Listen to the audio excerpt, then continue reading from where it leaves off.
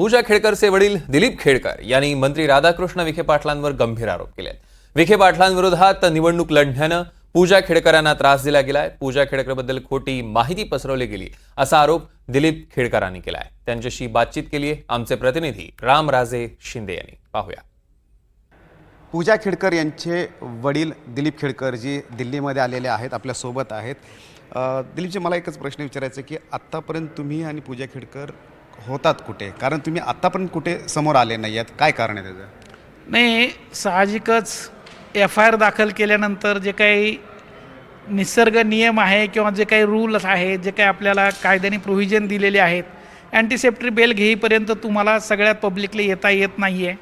तर त्याचाच विचार करून की कुठं गेलेले नाही आहेत, काही झालेलं नाही आहे, की ते त्यांच्या घरीच आहेत.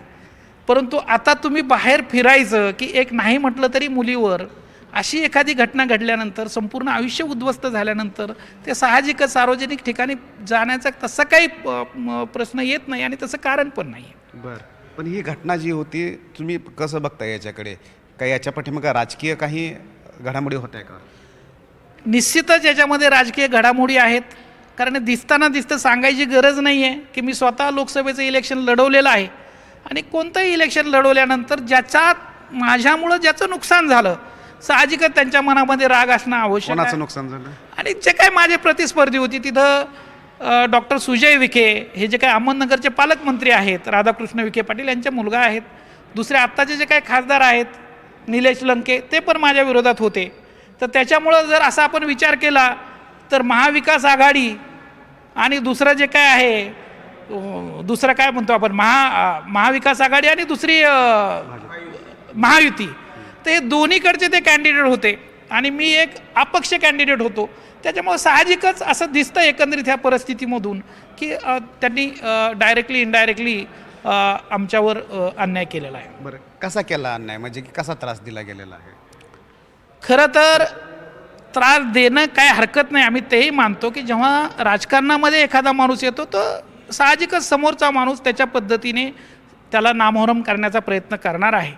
परंतु माझ्या मुलीचा काही त्याच्यामध्ये संबंध नसताना त्यांनी ते अगदी मुलीपर्यंत जाणं, मुलाबळापर्यंत जाणं आणि त्यांचं अशा पद्धतीने नुकसान करणं खरंच अत्यंत दुर्दैव आहे. अधिकाऱ्यावर दबाव होता, तिथे राजकीय दबाव होता का? निश्चितच. नाहीतर कुठलाच IAS अधिकारी एक दुसरी IAS अधिकाऱ्याच्या विरोधात, खरं तर त्यांना अधिकार नसतानाही त्यांनी तशा पद्धतीचा रिपोर्ट त्या ठिकाणी केलेला आहे.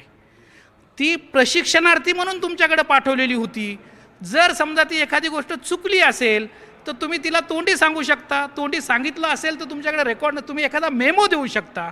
पण असं न करता, तिचं म्हणणं न समजून घेता, तिला एखादी शोकॉज काढून तिचं स्पष्टीकरण घेऊन मग शासनाकडे रिपोर्ट करायला पाहिजे होता.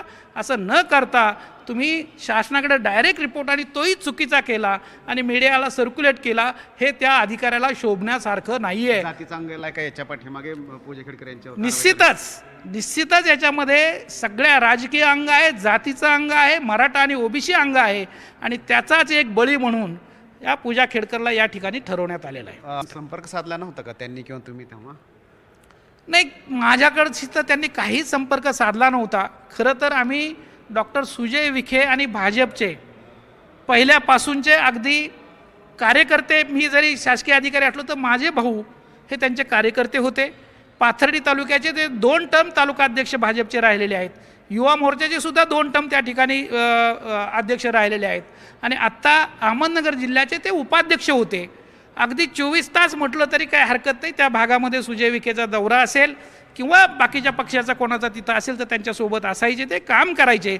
परंतु या गोष्टीची काही जाणीव न ठेवता फक्त त्यांचा भाऊ कोणीतरी उभा राहिला इलेक्शनमध्ये म्हणून मागचं सगळं विसरून जे अकसबुद्धीने त्यांनी त्यांच्या यंत्रणेचा, त्यांचा सत्तेचा वापर केला, त्या गोष्टीचा मी या ठिकाणी धिक्कार करतो. पण UPSCने कॅन्डिडेटचर कॅन्सल केलेला आहे. UPSCचे वकील म्हणतायत की दिव्यांग प्रमाणपत्र, किंवा दिल्ली पोलीस म्हणते की दिव्यांग प्रमाणपत्राचा मुद्दा आहे आणि UPSC पण म्हणते की आम्ही एवढ्या सगळ्या लिस्ट जास्त अटेम्प्ट जे आहेत ते दिले गेले होते. नेमकं खरं कोण, खोटं कोण? मला तर असं वाटतं की जर UPSCला सगळ्याच गोष्टीतलं जर ज्ञान असेल तर मग यांनी इकडून तिकडून सर्टिफिकेट घ्यायलाच नको आहेत. सर्टिफिकेट PH देणारी जी अथॉरिटी आहे, OBC देणारी अथॉरिटी आहे, ते काय म्हणतात ते महत्त्वाचं आहे.